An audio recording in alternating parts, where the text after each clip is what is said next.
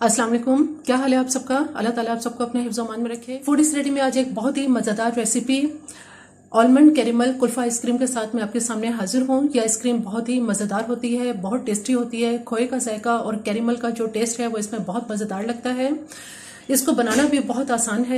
इससे पहले कि इसके इंग्रेडिएंट्स क्या हैं और ये किस तरह से तैयार होती है, मेरे चैनल को अगर आपने सब्सक्राइब नहीं किया तो मेरे चैनल को ज़रूर सब्सक्राइब कीजिए, लाइक कीजिए और शेयर कीजिए। आइए चलते हैं, देखते हैं कि आलमंड कैरेमल कुल्फा आइसक्रीम किस तरह तैयार होती है।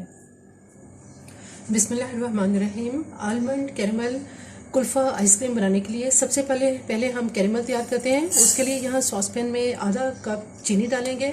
सॉसपैन बिल्कुल खाली है, इसमें कुछ भी नहीं है, सिर्फ चीनी को हमें यहाँ कैरमलाइज करना होगा। इसको हल्की आंच पे इसका कैरेमल तैयार कर लेते हैं।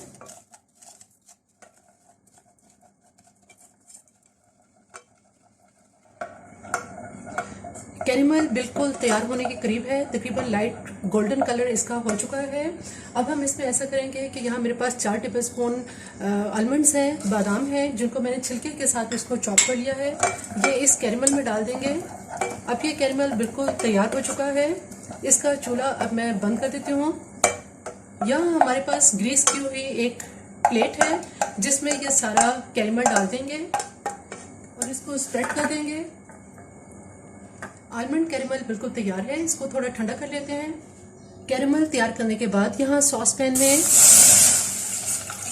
में ये मेरे पास तकरीबन 1.5 लीटर दूध है।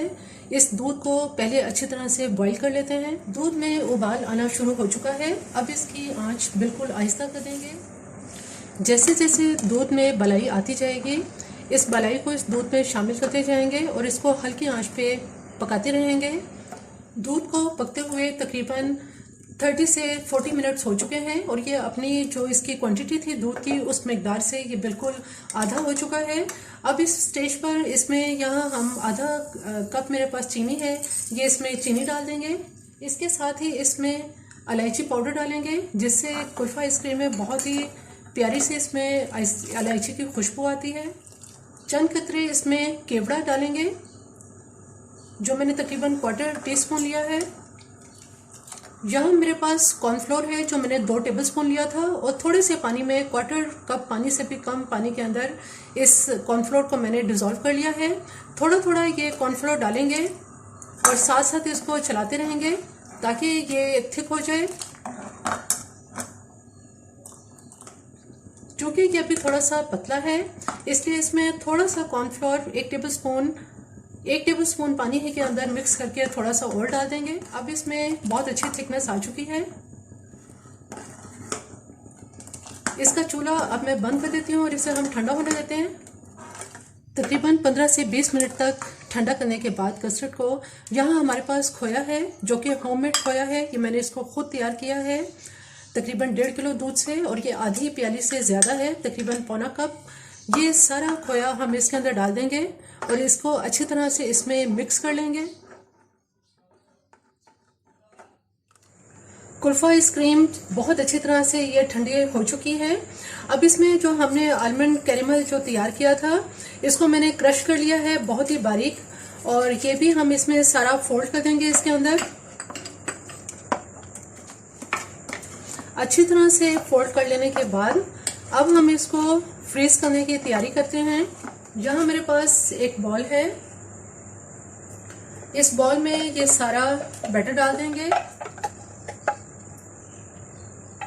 सारा बैटर डालने के बाद इसके ऊपर आप कोई भी पॉलीथीन बैग इस पर चढ़ा दें और उसके ताकि इसमें हवा ना जा सके और इसको अच्छी तरह से इसको टाइट बंद कर दें। अब हम इसको फ्रीज करने के लिए रखते हैं।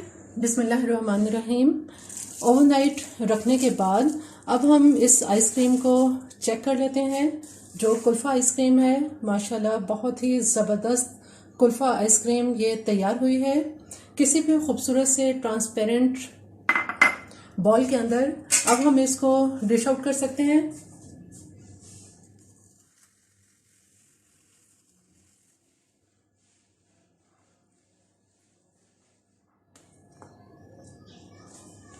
जो आलमंड क्रंच हमने तैयार किया था वो थोड़ा सा इसके ऊपर डाल देंगे।